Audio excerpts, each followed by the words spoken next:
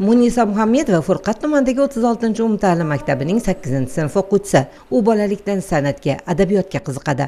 Ana shu qiziqish uni Marg'ilon shahridagi ixtisoslashtirilgan ta'lim muassasalari tizimidagi Erkin Vohidov nomli ijod maktabiga yetaklab keldi.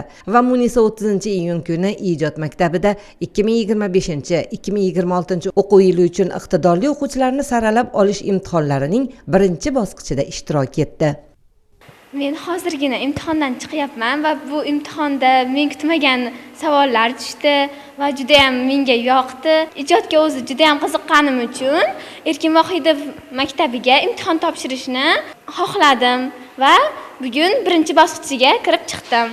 Hozirgi imtihonni zamonamizda hozir kitoblar yaxshimi yoki axborot texnologiyalaridan foydalangan yaxshimi yo'nalishida essay yozib chiqyapman.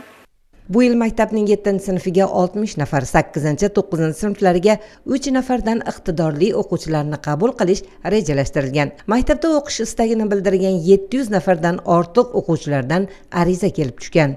Ijodiy imtihonlarini kuzatishga, imtihonlarga hakamlar hay'ati sifatida keldik. Bilasizmi, menga jarayonning o'zi juda yoqdi. Imtihonlar o'z vaqtida boshlandi. Hay'at a'zolari birga boshladi. Har bitta guruhga kirib mana bolalarning qay darajada tushunayotganligi bo'yicha menga ularning nigohlaridagi olov yoqdi. Ularning nigohlaridagi o't yoqdi.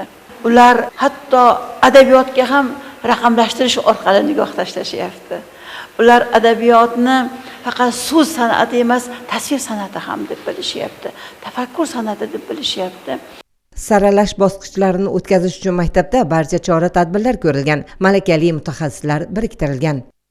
O'zim ijodga qiziqqanim uchun, farzandim ham qiziqqanligi uchun shu Erkin Vohidov ijod maktabiga topshiraman deganda xursand bo'ldim.